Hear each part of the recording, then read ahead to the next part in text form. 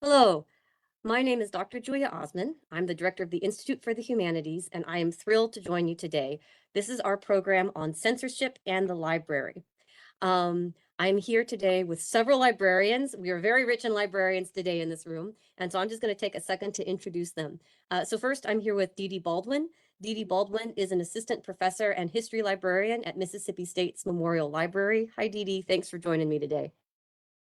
I'm also here with Rachel Kennedy. Rachel is an education and online learning librarian at the University of Texas, San Antonio. She also previously worked at Mississippi State University, and she even initiated Banned Book Week with us here back in 2014. So Rachel, thank you for joining us today.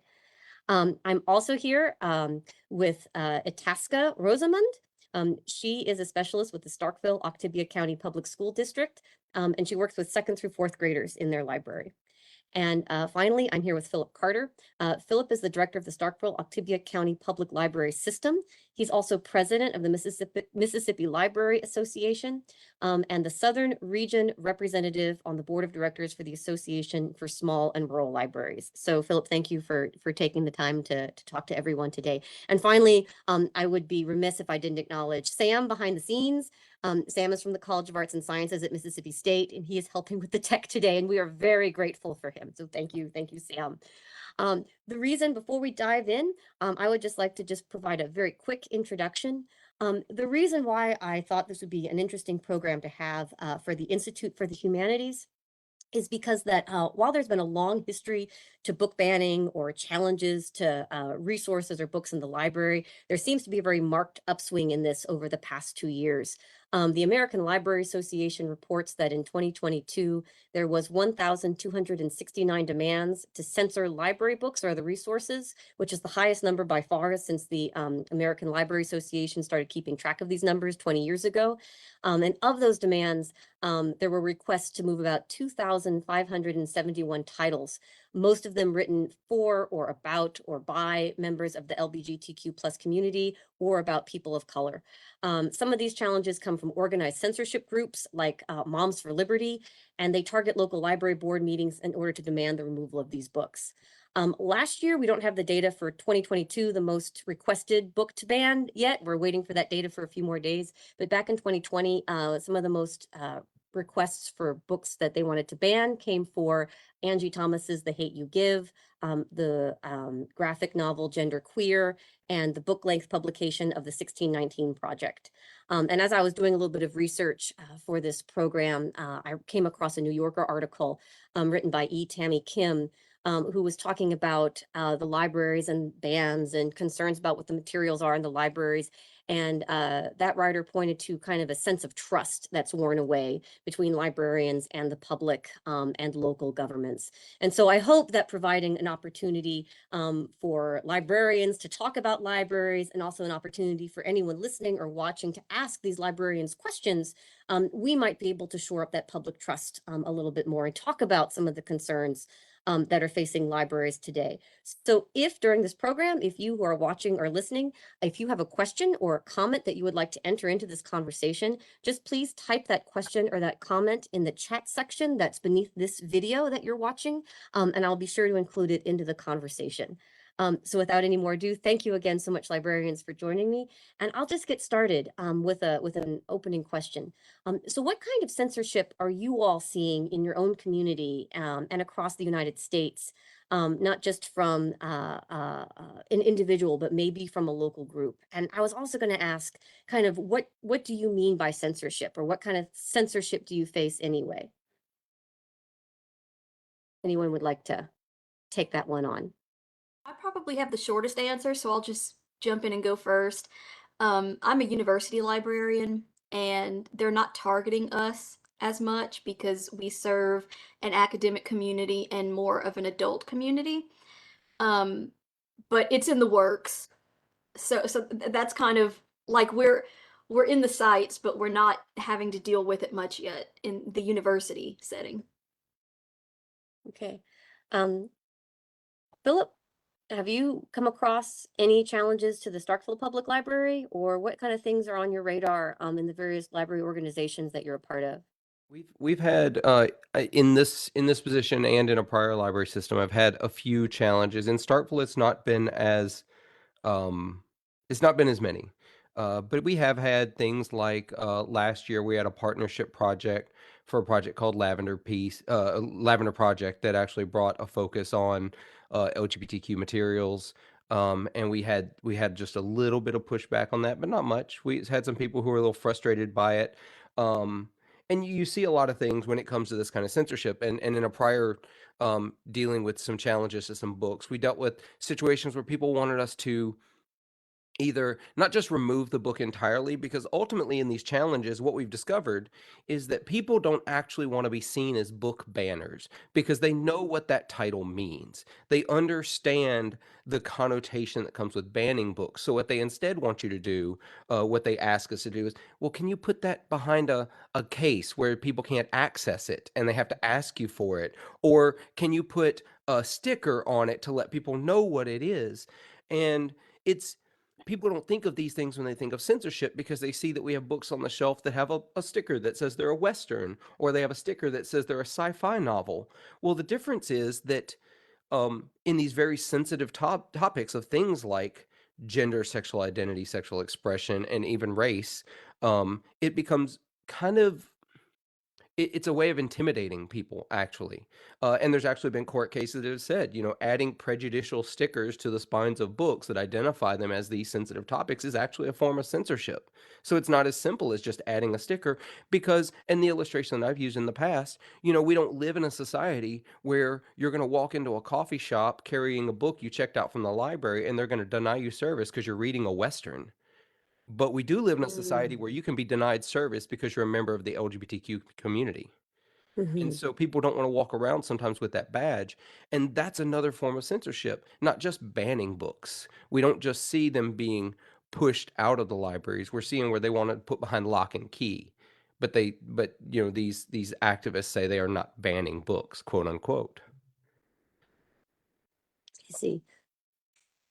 I have had limited experience with kind of censorship. I think the majority of the questions or concerns I've had are from parents wanting to make sure that I know what these particular sensitive topics might be about. Like, are you aware? Really haven't had anybody ask me to remove a book or question a book, but just wanting to make sure that I knew what was in the book. And so I really haven't had a lot of pushback from parents, but I'm very open about communication between school and home, just so that we can all be on the same page. And to support the kid, because that's what we want to do. Is we want children to learn to read and to love to read, and they have to have access to books for that to happen. Right. Yeah, it sounds to me, Ms. Rosman, that you seem to really go out of your way to try to create that kind of special relationship between yourself, the school, and the parent to make sure that everyone's on the same team to support the child. And Right. it sounds like you have a good close connection with that, which seems really crucial. Um, Rachel, where you are in Texas, have you come across any challenges to the books that you have in your library, or are you in touch with educators who have had any difficulties? Personally, I have not, but it is something, being the education librarian here at UTSA, that I do talk to students about that there are possibilities of things that you have read, things that you know could be triggers for other parents, and what do you do, and making sure that teachers are aware, and pre-service teachers too are aware of what are the options if they are challenged, where can they go for support, and what are different options for them. I personally haven't had that. When I was a teacher I did, but not as a librarian. So, I was going to ask, so Rachel, while we're talking to you, you started banned book here at or banned book week here at Mississippi State, back in 2014. And so I was going to ask, why did you think this was an important event to begin? And just another question for everybody is if a book is banned, if somebody finds a book offensive, why is it important for that book to still be accessible, for people who do want to read it? Yeah, no, I was super excited to start the banned books week, and I'm so excited that it's become much bigger since I've left. It's a wonderful event. um a lot of it, I started out just because, again, as an education librarian, this is something that does happen in education. It's happened for years and years. And so just that people were aware of what it was, and that it's not, I think that sometimes people go, oh, well, they're just talking about like 50 Shades of Grey and don't give it to children. No, it's not that, like one of the things that I put out was Gone with the Wind, and people were at Mississippi State were like, what? Gone with the Wind? How is that? I mean, there are a lot of things. Um, I do think that libraries should have a variety of points of view, because Mhm. we are a variety in the United States of America. And that's K through 12 and higher ed too.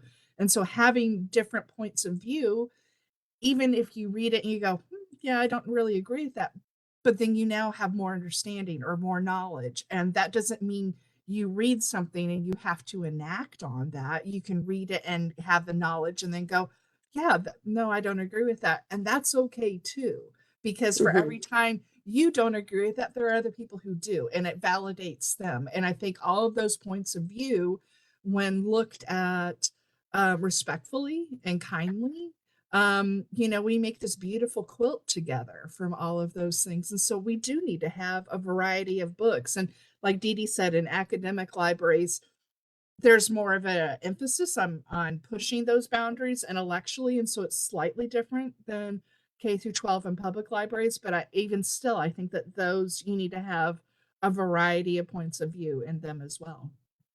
And a lot of people, like you were saying, Rachel, they really don't know what Banned Books Week is. I served on the Banned Books Week committee for a couple of years, and we would have people asking us, what does this even mean? Because, like you said, they think it's 50 Shades of Grey or like porn or something. And it's like, no, we're talking about To Kill a Mockingbird. We're talking about Dr. Seuss. We're talking about, we're talking about classics. We're not talking about porn or something. So just it's really important for people to be aware of what this is and that it is happening. Because if you don't know something is happening, how can you fight against it?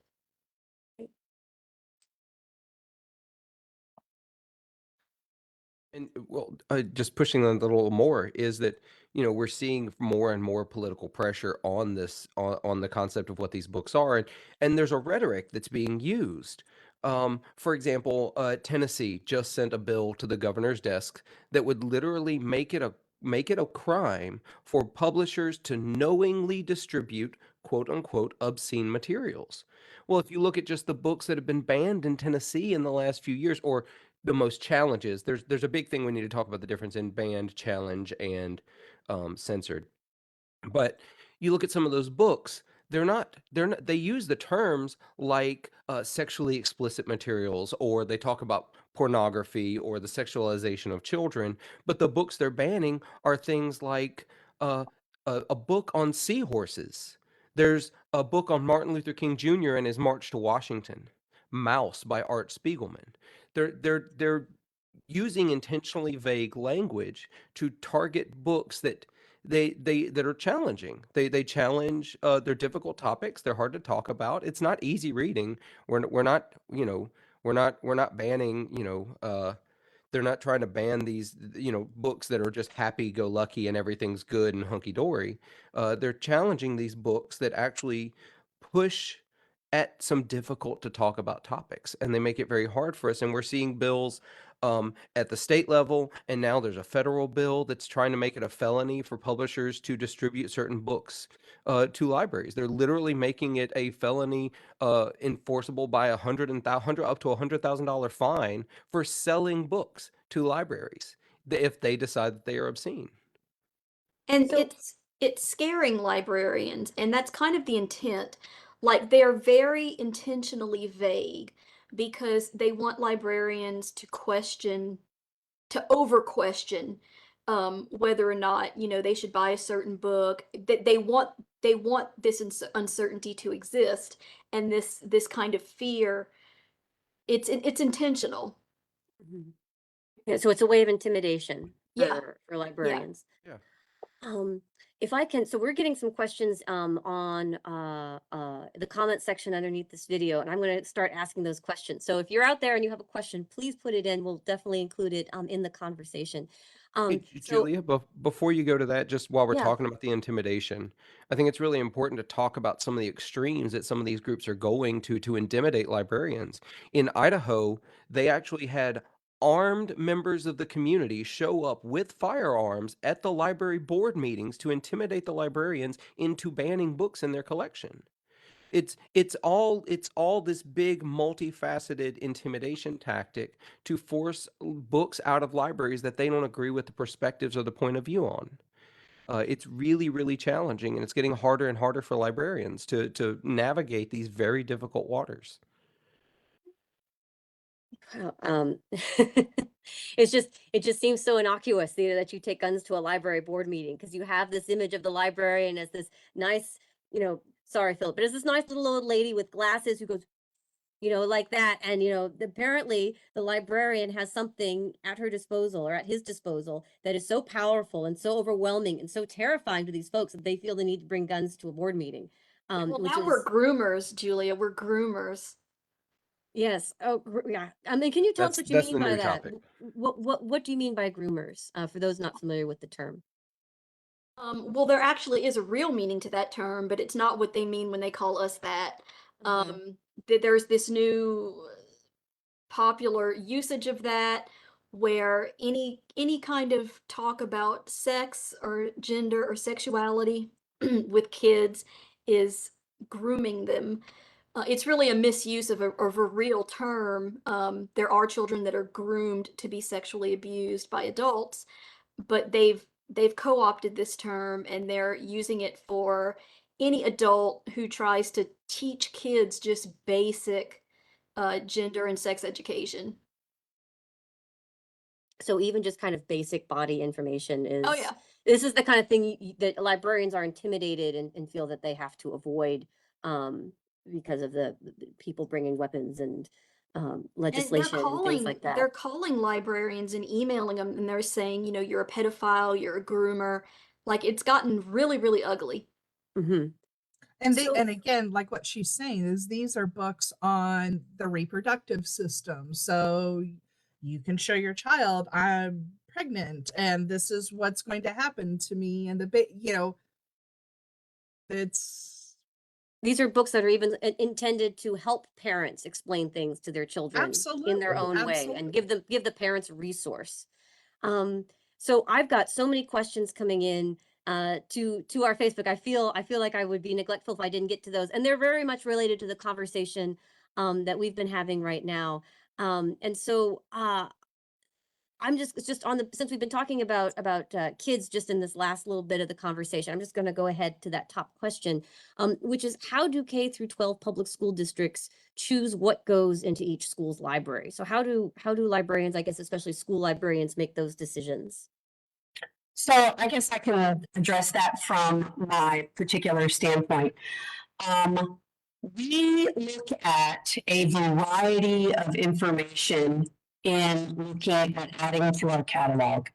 We look at readability levels, interest levels, topic levels, but also of our current catalog of what we have. If I know that I am very short on nonfiction books about the arts, I'm going to look for books that are age appropriate as far as readability and topic accessibility. I'll vet those as best I can before they get purchased. it is in no way, shape, or form a willy-nilly just, hey, book publishers, send me whatever you've got. That is not the case. And I can speak for myself. Even I've got a cart behind me that I'm currently working on adding to the catalog. I look through the books, look at what they're about, look at their readability, their interest level. Sometimes it comes down to price. It comes down to a request that a child might have. There's no set list that I'm given that I have to purchase, but I do want to make sure that I have a variety of topics, a variety of award winners. I mean, I think it's important to teach kids about what makes a quote good book. When we teach, now I teach my students, this is a Caldecott winner. Okay, so what does that mean? That means that it received an award for the illustrations. So we have a little bit of that, but we try to cull both classics and also the newer published books that maybe kids might not have access to, if they're going through the book section at Walmart, because that is really geared towards what you want to buy. A library is different because it has a wider swath of information available where you might not be able to find it. But in no way, shape, or form is it random. It is purposeful in all respects. That's what I would say. That's the long answer, I guess. Okay. No, that's a great answer. And just, I'm going to sneak another question in here connected to what you were just saying. So kind of back, so you just gave a fabulous description of how it is you choose what books to have in the library. Kind of getting back to this issue of people trying to take books out of the library or make them harder to get. What about books that might be crucial for understanding a particular culture or part of history? So, what kind of thought goes into getting those kinds of books? And what's the concern if those books are restricted? So the question is, if the books that are being banned or are in danger of being banned are crucial for learning about a certain event or a culture that needs to be learned about, how would the district ban that book, but then also teach that history?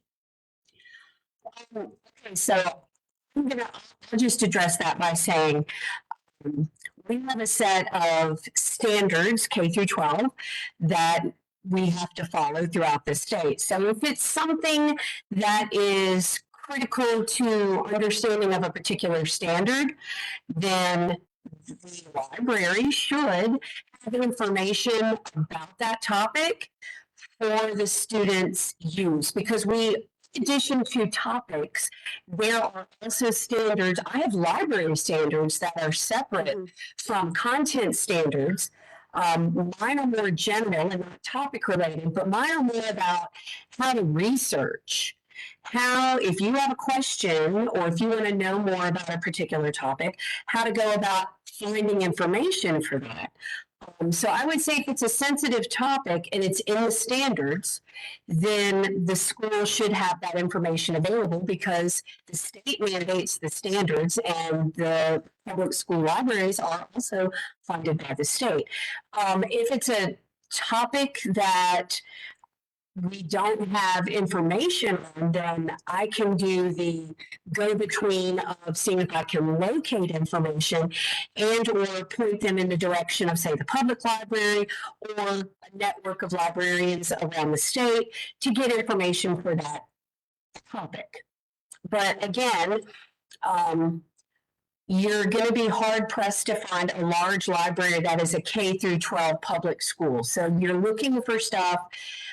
You're talking about appropriate for that age and grade. So here in Starkville, we have a school that's kindergarten and first grade. You're not going to go find an upper level book that would be for them because that's not really something that's accessible to them as far as readability. Right. So it's all about finding the right topic, the right age range. And the librarian's job is to help the kids get the knowledge that they need. And if we don't have it, to kind of help them find it. Right. There's a key Right, 'cause- word that always gets left out when people complain about certain types of books, and it's age appropriate. Um, that word's always in there, but they always seem to miss it. These are created for particular ages, and they are appropriate for those ages. Right. And and it sounds to me, Tassie, like what you were saying, that you're not just finding specific information for your students. I mean, you're also teaching them how to find things. You're teaching them a skill set. We're teaching them to think and to how to find answers to their questions. It's not my job to tell anybody what to think or how to think. My job is to help you find information so that you can form your own opinion. And back to how do we choose books, one of the things that I try to do is when we order books to look at what the publisher says is the age appropriate range. So I'm not going to order a set of books that I know are meant for high school, college age adult. I'm not going to do that. That's not something that would make sense. Right. And if a kid asks a question and I can't answer it, I feel like it's a little sketchy about whether or not that's something I should address. You go straight to the parent and say, "Hey, your child had a question about this. I don't have information about it, but I'm just letting you know so that maybe you can help your child find the information, or that's a discussion you can have at home." So I it sounds right. So it sounds like if a parent is concerned about what's available for their child in the library, they can just talk, have a civil, normal conversation with the librarian who knows their business and knows what they're doing, and can help the Exactly. parent navigate that. So Exactly. right. So just to kind of widen this conversation we're having now out a little bit, there's another question that I think applies to everyone here, which is assuming there is no censorship. So assuming that we're living in a much less sensory time, assuming there is no censorship or external pressure, what policies are currently guiding libraries' decisions about what to include or exclude in their collections? So I'm thinking, kind of beyond age appropriate for schools. If we had a larger public library, Philip, what do you think about with what to include, say, in the Starkville Public Library? So I and every public librarian I know has what we call a collection development policy. You develop it. This is how you choose materials because honestly, we don't have unlimited resources. We have to make decisions about what we're offering. I actually had a patron question why we didn't have every book ever printed once. I was like, um, yeah, it was like, yeah, so that would be nice to have that kind of money. But so we have to make some decisions. So we have a multi-page policy. It's on our website if anyone ever wants to go read it, where we talk about things like we choose materials based on our mission statement, based on things like popular appeal, timeliness, uh, reviews of the materials, accuracy, authority and reputation of the author, the quality of the writing, inclusion in recommended lists, regional significance. Like there's all these things that we do to make sure that we're providing materials that our patrons want and need. And then we also build based on patron suggestions and patron requests. We're constantly looking to find what our patrons want to read. But we also, as a library, audit our own collection and we look at it often. Not as often as I'd like, but it takes time to do. So we have to do it every few years where we look at it like, do we have an overabundance of this type of author at the detriment of this community that's not being represented? For example, we've started really bringing in more of the Latina community here in Starkville into our library. We're working to get, especially those that speak English as a second language. Well, guess what? We have a pitiful collection of Spanish first, English second materials for them. So we've done an audit of that, and we're going to correct that to try to add some of those items into our collection. It's a constant balancing act, and it's very hard. It's not as easy as you might think. And occasionally you get some books that turn out to be duds. The community didn't want them. They never check out, and they eventually get weeded, which is unfortunate because I hate a book to go unread. But it's a long, complicated process to add materials to our collections. We're not out here willy nilly deciding, hey, I'm really into Amish woodworking, I'm going to buy all of the books on Amish woodworking I can possibly find because I like those. Right. I'm trying to find books that represent and appeal to our entire community. And it's it, the role that school librarians play just boggles my mind. I could never do it. But then when we turn around and we have to build our collection, we have to have something for every age group, for every demographic, for every race, color, creed, sexual identity, expression, gender. Like we have to have something for everyone, and it's a hard line to walk. And inevitably, someone's going to come in and not like something we have on the shelf. And a term that I've been reminding people is that public libraries, we're a place of voluntary inquiry. We're not making you read anything. You can Mhm. come in and just get the stuff you like, and if you don't like the other stuff, you can scroll by, scroll harder, Right. kind of thing. Um, so it's difficult, but that is how we build our collection, assuming no outside pressure, assuming no censorship. We go through a lot of different levels of finding the right materials. Mhm. Right. So if I can go ahead and ask a question on top of that, because what you're saying links to another question that's in our feed. Sure. What about, and this is a question for someone about, some of those books you are providing that may be for specific communities. And this person says, is there any concern that books on LGBTQ plus and sexuality could possibly cause disillusion or confusion for a child when they're in an uncertain time of their life, for someone who's in those difficult middle school years? So this person is asking kind of, is there a potential that a book could cause somebody harm in the library? Um, how would you like So to Has talk about? I think if it has misinformation in it, Mm-hmm. I think if it's not accurate, I yes. think, and this is something going with the weeding and what we have, um, just like you have to weed a garden so that you can see things, we have to do that with our books. And there are books that maybe once a time were appropriate and they're not anymore. Um, for how, and like if we look at just sexuality, the fluidity that is coming, there are things that were ideas in the 1920s, 1960s, 1990s, even that aren't as valid anymore. And you can see even that, it's easy to pick on the sexuality thing, but even I'll give an example with graphic novels. When I first started teaching in the 90s, that was those were comics. Why were you doing that? And now we know, well, for people who are learning another language, or people who are more visual, or there's so many different reasons why a graphic novel is a valid way to get information and is a valid way to do that. And that's changed just in my lifetime. And so there's so many different things. I think if you have something that's age appropriate, and again, that age appropriateness makes a difference. What if something that's age appropriate for that time, for a child who is questioning or is curious or any of those, and you have it where it is done by authority, by people with authority, people who are knowledgeable, then, and that might not be for everybody, but for that one child, that might be a lifesaver. Mm-hmm. And Is there any? some parents are scared of their kids question what they call confusion, or just questioning, being curious about things like that.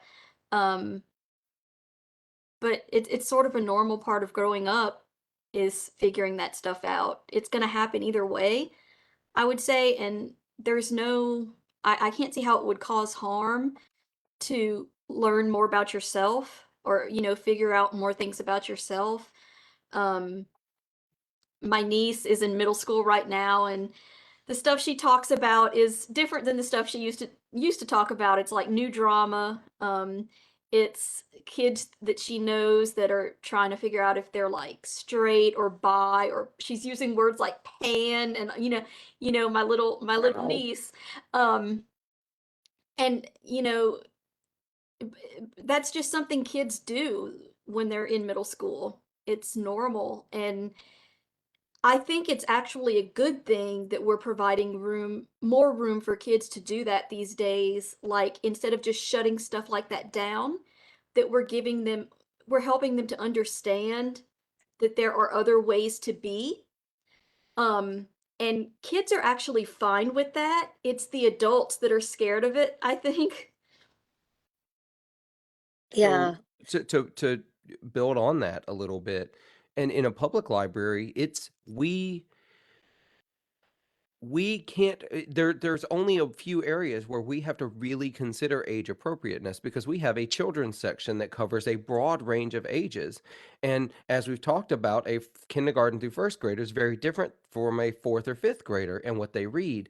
And we use a term that we talk about called, and it's a legal term, loco parentis. We're not there to operate as the parents and decide what is appropriate for your child. That is your job. We actually have a policy that I wish we didn't have to have, but we do. We have a policy that children can't be left unattended under the age of 12, because we need the parent to have a part in what their child is reading and learning, because those materials, we have certain materials in our collection that are around very difficult topics, but written on a child's reading level, because they are meant to be tools for parents to have difficult conversations with their kids about these kinds of topics.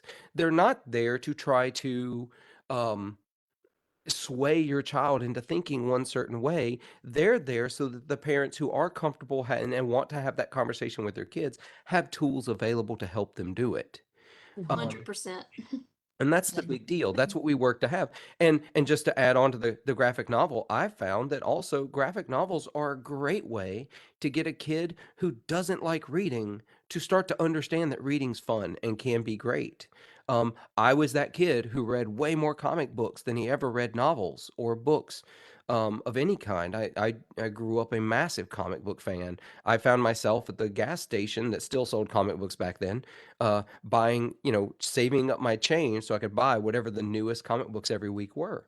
And that's what we try to provide. We're there to have all of these things for everyone to have these, not just these fun, leisurely, let's go read about Cat in the Hat, but also to have these very real conversations at an age appropriate level. Because I know that I would not be prepared to know what is age appropriate for me to have this conversation with my child. How can I break this down into a level where they can understand it? When I want to have this conversation, I'm going to need tools. I'm going to need things to, pieces to help me have these conversations. And that's what we're here for.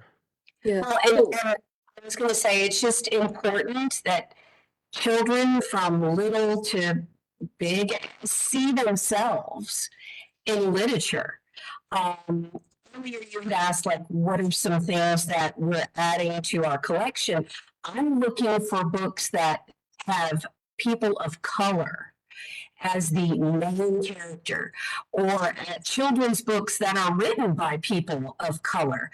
I think it's really easy, and it's been, lazy just to get just books, but not really think about the population that I serve. Do they see themselves in those books?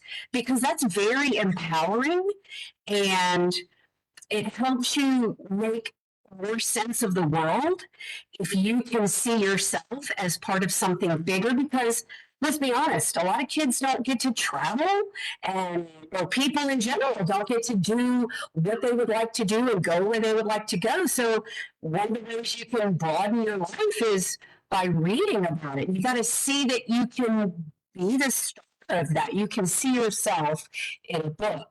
And as a librarian here, I don't tell kids, oh, you can't get that.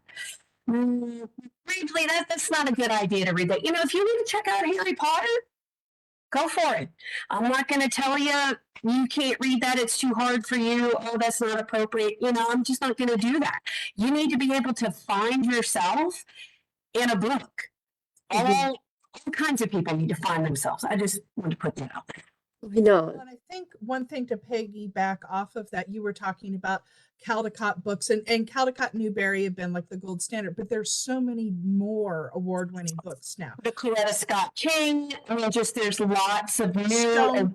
There's the Yes. Stonewall Book Awards. There's the Dolly Gray Awards for disabilities. There's Tomas Rivera. There's all of these. And again, representation matters.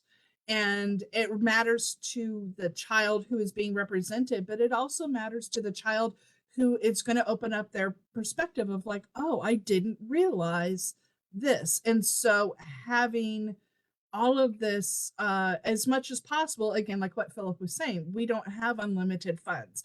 As much as we'd like to be, we can have everything, we can't. But, having things that for the population that we do serve, and every city, every town, every university, every school has a different population. So making sure you have those populations, that it is valid information, it is correct information, and then it does offer a variety, I think is very important.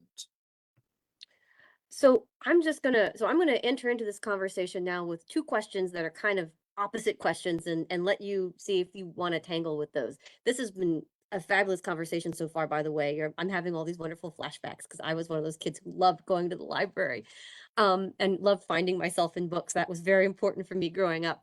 So here are the questions. So one person is asking, what kind of genres of books, if any, should be banned from public libraries? Are there any books that really should be banned from public libraries? And the other question I'd like to pair that with is, do you feel like censorship contradicts the First Amendment in the first place? So kind of two things. Is there anything that libraries shouldn't have? And then is keeping any book out of the library a violation of First Amendment? Well, since we can't have, like the patron was saying to Philip, we can't have all the books. So there's always going to be a process of books not being included. In fact, most of the books in the world are not included in our libraries. So it's not so much a focus on what you exclude as opposed to what you spend your resources on. It's more the focus is more on what you're including than on what you're excluding. And you're not intentionally excluding anything, except maybe misinformation, stuff like that might be something you intentionally exclude. But in general, the focus is on what you're including, what you're spending your resources on. And ultimately, pornography. The library doesn't really need to provide that resource. I mean, I'm not going to get into all the ins and outs of it, but that's if we're going to say something doesn't belong in actual pornography, not Right. a book that referenced a gay character once and is now being called obscene. I'm not talking about that. I'm talking about actual pornography. Doesn't really have a place in a public library, in my opinion. But beyond that, I don't think there's a genre or a type of book.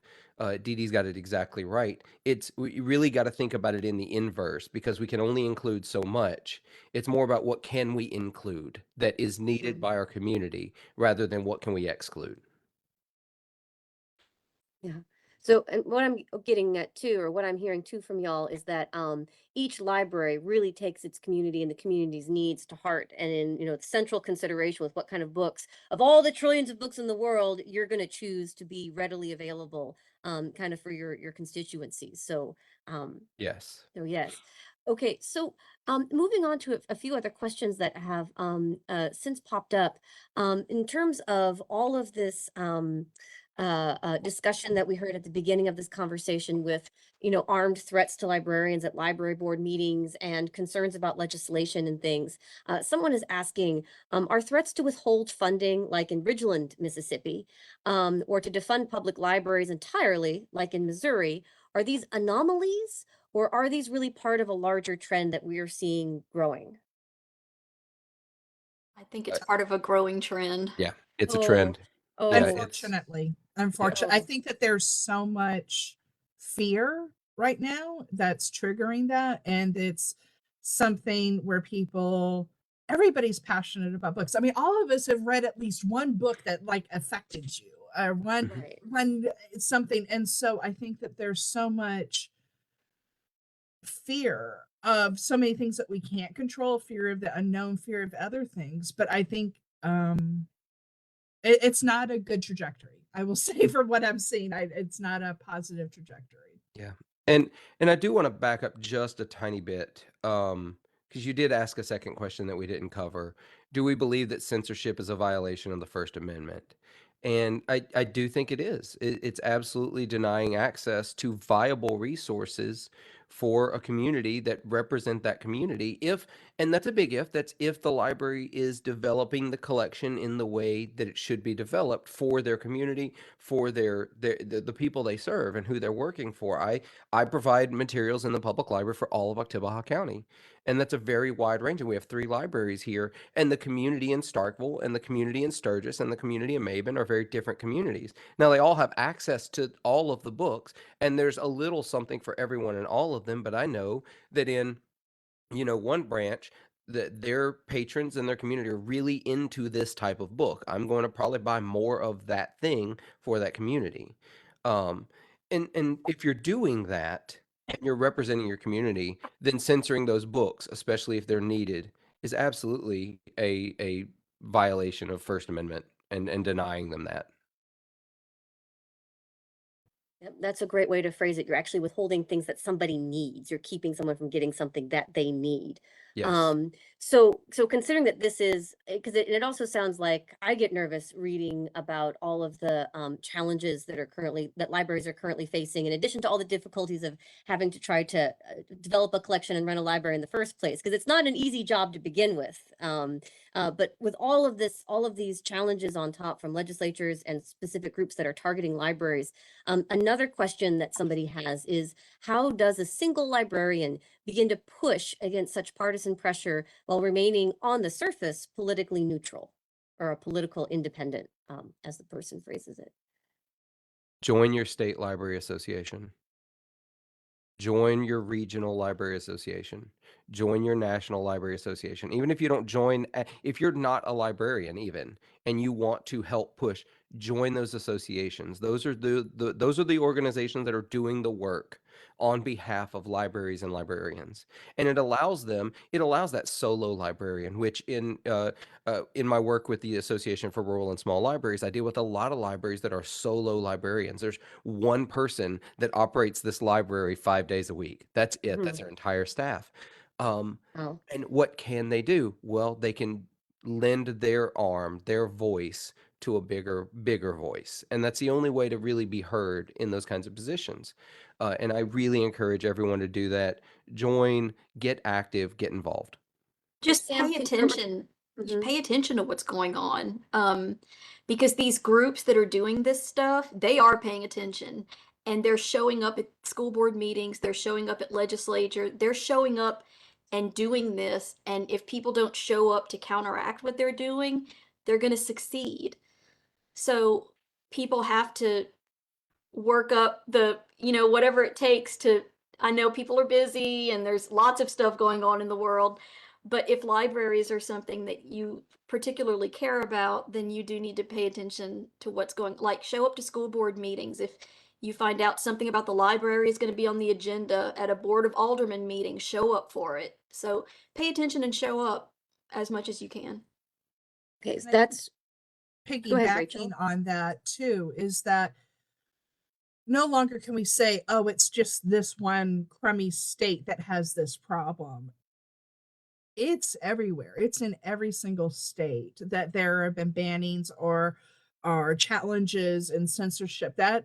That's everywhere. So, like what Dee Dee was saying about being informed, making sure that you know what's going on. And like Philip said, every single state has a library association, and putting money in that and being aware of what's going on, because again, there's so much misinformation of thinking, oh, well, we're librarians who are handing out sexually explicit things to 3-year-olds. Like, no one's doing that. No one's trying to sway someone one way or the other. It's making sure that you have legitimate, good information that's out there that is age appropriate. And so educating yourself, and there's a lot of media now that they've got a lot of trigger, the things, how they phrase it makes you have a knee-jerk reaction. And so reading those things and becoming more informed yourself is I think going to be really important. And like Dee Dee was saying, and like Philip was saying, show up. This is important. This is not going away, and it's becoming, I think, more of a problem. So if this bothers you, then show up. Make it a And priority. right. And Philip, I'm sorry, Julia. I was no, just going that's to okay. add to that as part of paying attention, because I know people have a lot to do and there's a lot going on. There are some great social media accounts where you can, like if you're in Mississippi, Follow the Mississippi Library Association on Facebook and Twitter. Follow the Mississippi Library Commission. They don't only post about this stuff, they also just post about cool, nice stuff that's happening that's fun to read about. So follow the Mississippi Library Commission and the Mississippi Library Association, the American Library Association's Office of Intellectual Freedom. They on Facebook and Twitter post a lot of updates about this stuff, so it's kind of an easy way to keep track of it if you follow it and you have these stories showing up in your feed if you're interested in it. That's great. I'm just gonna pop in right here just to say, and ask Sam, who our man behind the curtain, if you could please put the links for those things, Sam, in our feed. And Philip, could you just say one more time so that Sam can get it into our Facebook feed, what those associations are? You mentioned at the beginning of your comment that librarians or even non-librarians can join to sure. be active and involved. So I'll give you a few. If you're in Mississippi, the Mississippi Library Association. If you're in another state, insert your state name. You're going to have Texas, for example, has one of the largest library associations in the country. It's a big state. It makes sense. Also, there's obviously the American Library Association. That membership's very expensive. So if you want to not do that one, that's fine. But there are regional library other organizations. There's SELA, which is the Southeastern Library Association. There's ARSL, which is the Association for Rural and Small Libraries, which I serve on the board for. And wherever you are in the country, there is a regional, actually, I think all except the Southwest, we've realized there's not a regional Southwestern Library Association. So those organizations are out there doing the work. They're pushing for better libraries. They're doing their best to make sure that your libraries remain able to have something for everyone. Great. So that's really helpful information. So how people like me who are not librarians, but who are deeply invested in having healthy libraries in our communities, things that we can do to help. So I'm just going to have a quick reminder for those of you who are viewing or listening. If you have questions, this is kind of your last call for questions because we'll probably be wrapping things up in about 15 minutes. So if you have other questions or things that, you want to make sure you get in there, now's the time to ask them. I do have another question I'd like to throw out to the group if I can, or I don't know if any of you would like to continue discussing.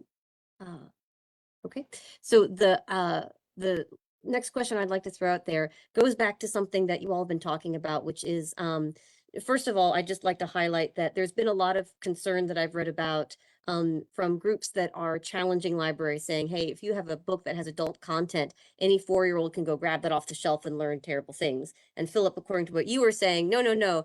If children under 12 are accompanied by an adult, like they are supposed to, as required by the rules of the library, it's the adult's job to make sure the child is where they're supposed to be. So that's not going to happen. And so another kind of related to that is that you've been talking about making sure that your libraries, your collections in your libraries have information, accurate, up-to-date, current information in them, and that you don't spread misinformation. Misinformation is probably the one thing that doesn't belong in libraries. So someone is asking, can you all talk about how librarians discern what is misinformation and what is good information? How I would, as brilliant as you all are, I know you can't be 100% experts in every topic. So how do you figure that out? That's the expert. Who, That's what who you do. We some stuff it's a little easier. In academic libraries, this is y'all's question, so I'm going to speak quickly and back off. Because in public libraries, our biggest thing is fiction. That's our biggest checkout. That's our biggest sell, if you were.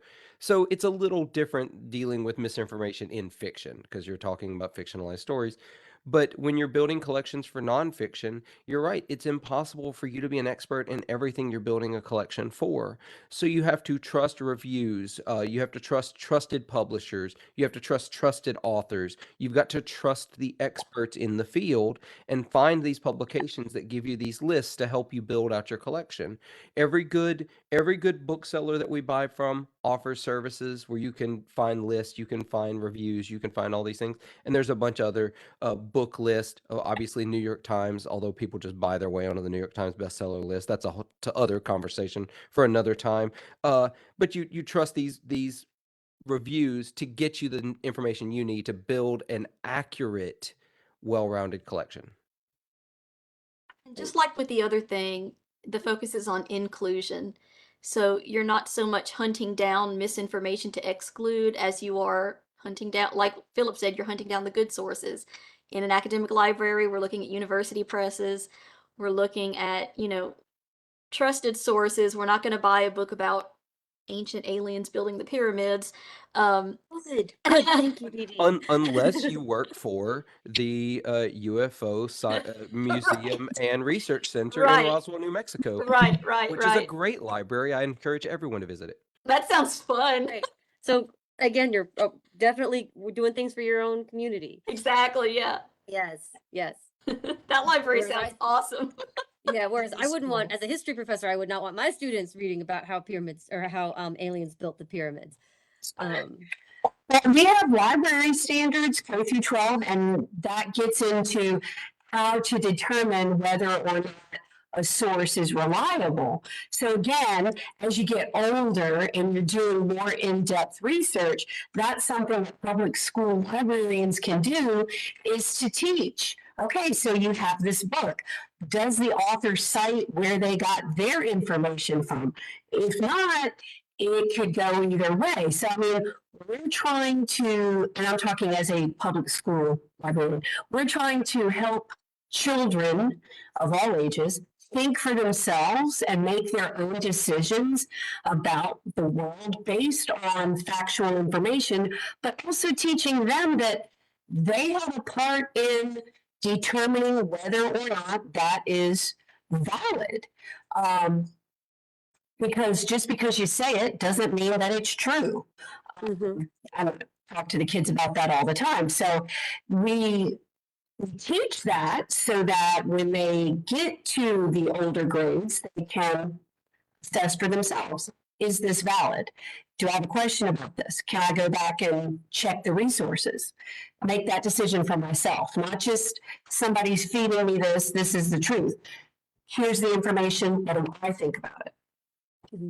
And that sounds like such an important lesson, especially in these days where so much is so readily available. Because when I was a kid, if you wanted to know something, you went to the library and you looked it up in Encyclopedia Britannica, and that was the option. That was the option. And now there are so many things trying to throw information at you, and you're really teaching children from a young age how to discern what information is valid and what is not, which is such a crucial skill right now. So, Right. So I have another question that's popped up on the feed, and it's a little long, so I'll give me a chance to get through it. So the question is there a concern that whenever a library gives representation to a subject that can be thought of as good at the time, but in the future that subject is discovered or decided to be harmful, is something like that gonna get a library closed, or if groups disagreeing with something that was thought of as good and then now it's not good anymore and libraries still have that source, is that something a library could be punished for? And the question continues, it says, because of this, education, self-learning, and having the opportunity to read in libraries could be limited to certain communities, how could libraries keep that from happening? So it sounds kind of like, as we learn more, or as our understanding of things changes and grows, how do you keep there from being old information in a library that at one time was thought quite correct or was quite acceptable?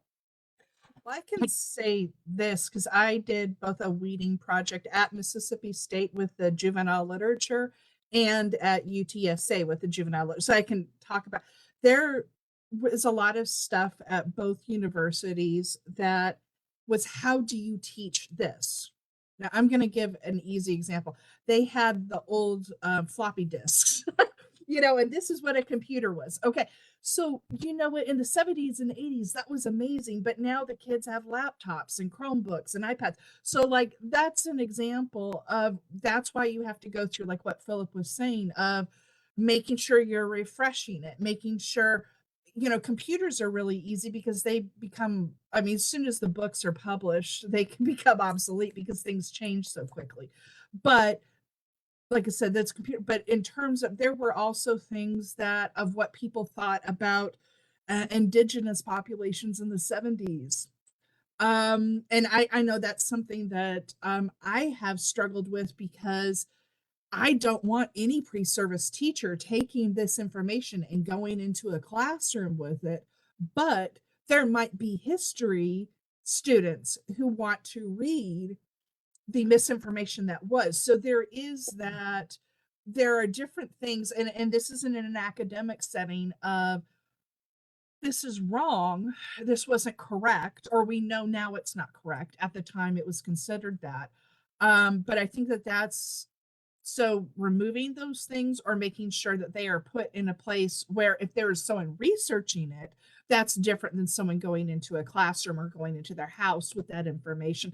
But that's where that refresh that we were talking about, that weeding, it is an iterative process. You don't just do it once and you're good. I mean, things happen. Um, like, I'm surprised all the time that people are so upset about Mouse, Spiegelman's Mouse. That makes zero sense to me.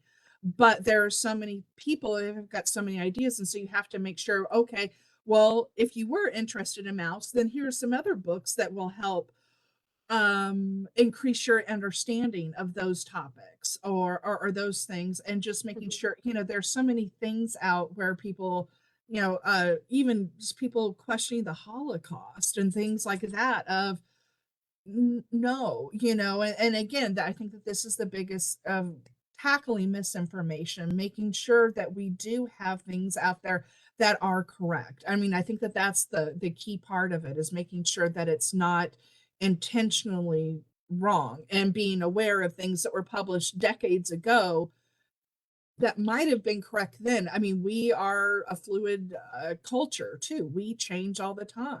So making sure we're aware. You have to also really be transparent.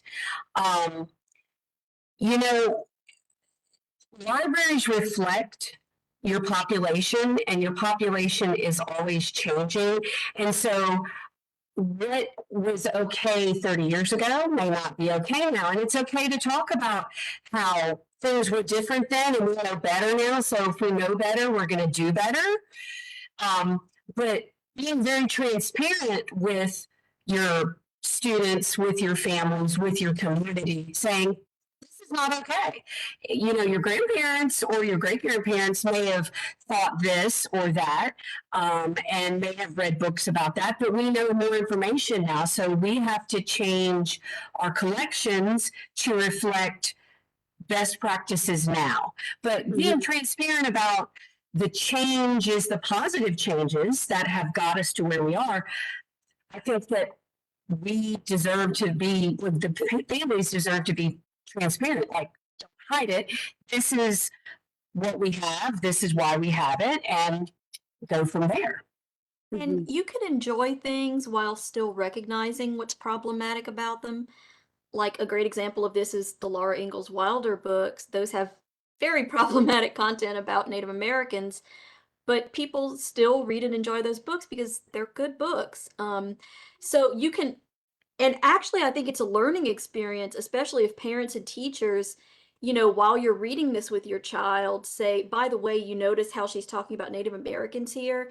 This is not how we talk today. This was unacceptable. It should have been unacceptable back then, and it's unacceptable now.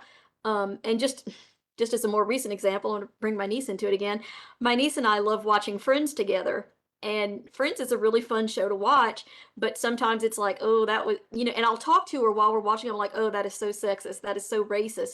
And sometimes she already knew it. I don't even have to tell her.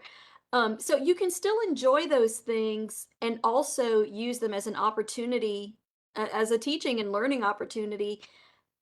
There, you don't have to toss them out completely. Right. I So love what you said, Itasca, about being transparent, because ultimately we can't predict the future. We don't know what we think today that will be the same and be acceptable in the future. I always use an example. My undergrad is in music, and I taught elementary school music for 1 year. That's when I realized teaching was not for me. But I was looking for warm up exercises and things for a children's choir, right? So what did I do? I went to the library. I won't say which library because I don't want to throw them under this bus. But I went and I found this one volume, and it had a manila envelope over the spine of it. I was like, well, that's interesting. And I'm not going to say the word, I'm going to insert a more correct term for it, but it was a book from the 60s called Musical Activities for Developmentally Delayed Children. You can insert what the word was. That was the title. That was Yeah. acceptable in 65 when that book was published. But today, I'm probably not buying that book for my collection, you know, because that's not acceptable. Times change. We can't predict what it's going to look like in another. I don't know, what was that, 58 years ago that that book was published. We don't know what the world's going to look like in 58 years. So we have to do our best today to reflect our community and build the best collection possible and hope that we did a good job. Right. Right. And I imagine that then the librarians of the future, when they weed through things and kind of, update their library, it's up to them then to make sure that library, you have faith in the future librarians, I guess. Um, and so speaking of faith in future librarians, there's one more question left in the feed, and I think it's a great question to end on. And here it is. It strikes me that librarians and teachers might have common cause here in the struggle to do their jobs free from political intrusion. What opportunities do you see for collaboration and mutual support between librarians and teachers in this current climate? Cassie? I was just thinking, well, I already do that. I'm relatively new to the librarian game. I have been a homeroom teacher for the vast majority of my career, and the best way to teach the whole child is to get your whole community with you. So I currently take that mindset, and now as the librarian, I reach out to my teachers and ask them, what are some topics, what are some things, what are some standards I can help you with, that I can pull information for you, because anything that's done in isolation is not very powerful. If you really want to do something important, it's got to be a deep, multi-level kind of capacity. You got to have everybody on board. The parents can't just teach the child. The teacher can't just teach the child. You've got to have the parents, the teachers, the community helpers, the community at large, everybody working together, because we want our kids to be better.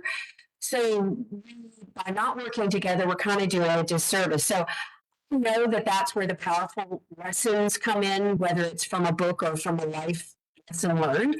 I always go to the homeroom teacher and say, how can I support you? You as a teacher, you as an educator. What are some things I can help you find? Because I'm in this with you. And I'm always talking about it's our kids. It's not your kids that I see once a week. It's our kids, because it takes all of us to help raise them, develop them, because they're going to be the ones pushing our wheelchairs one day.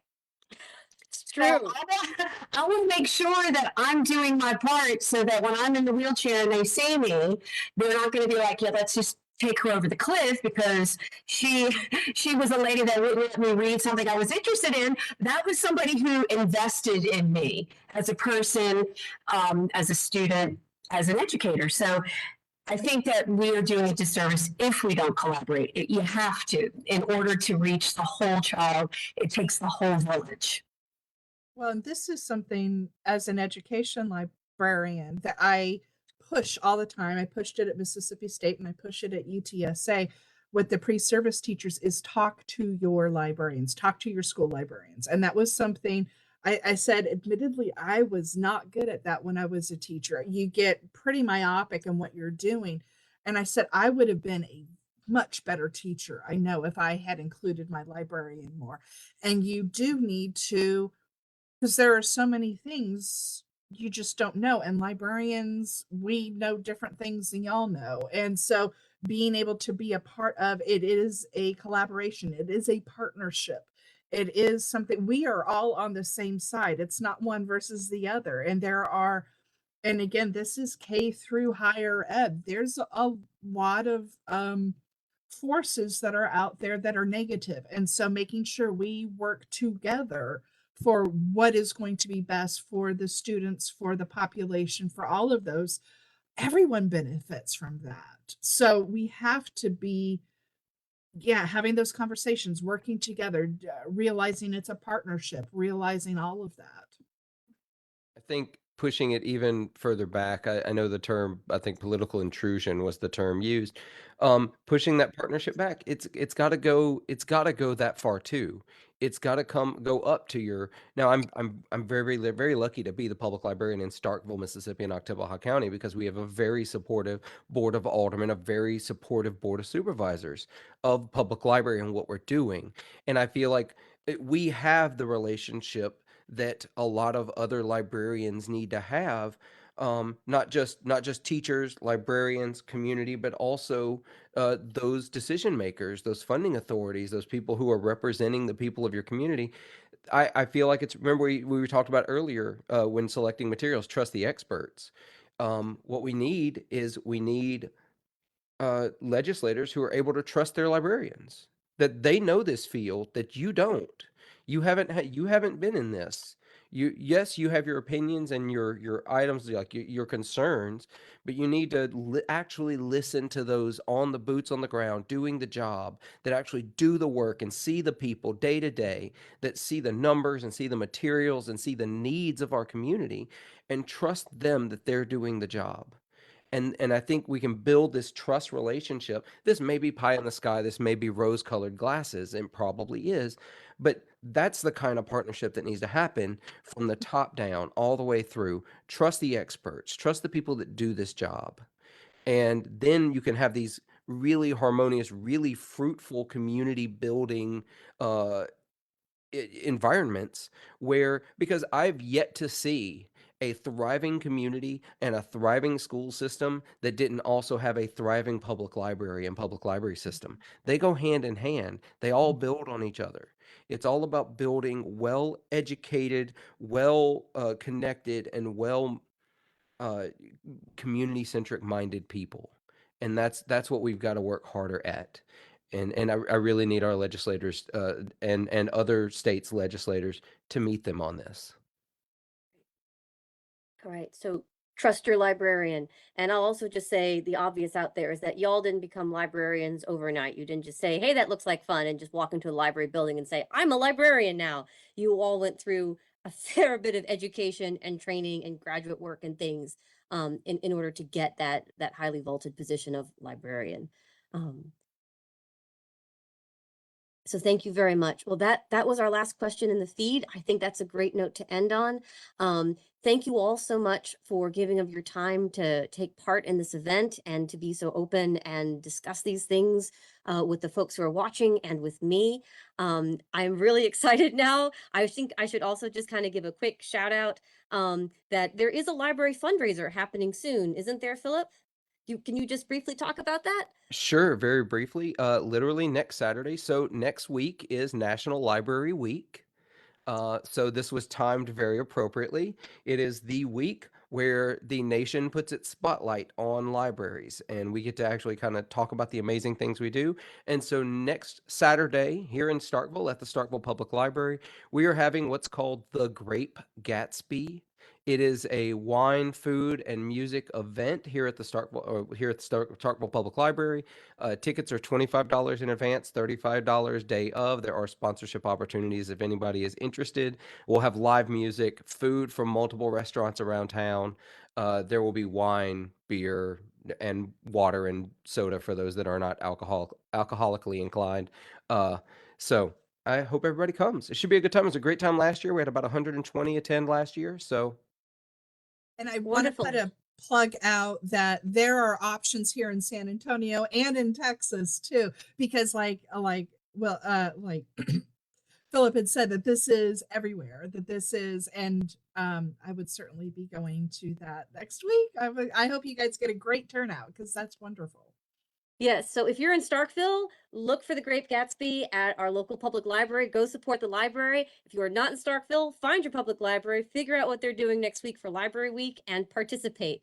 And I just got a comment on our Facebook feed saying the Great Gatsby is hands down the best event in Starkville. I've been looking forward to it since last year. So there you go. You know, that we did not pay. That is an outside plug. That is someone else who's just really excited about it. So find out what your library is doing and get involved. And with that, I'll just say thank you all very much. I get so appreciate the time that you spent and explaining all of these things to everybody. And I look forward, Philip, I look forward to seeing you soon in the public library. Thanks for See you putting soon. this together, Julia. All right. Thank you Thanks. so much. Thank you all. Thank Bye. you. Bye, everybody.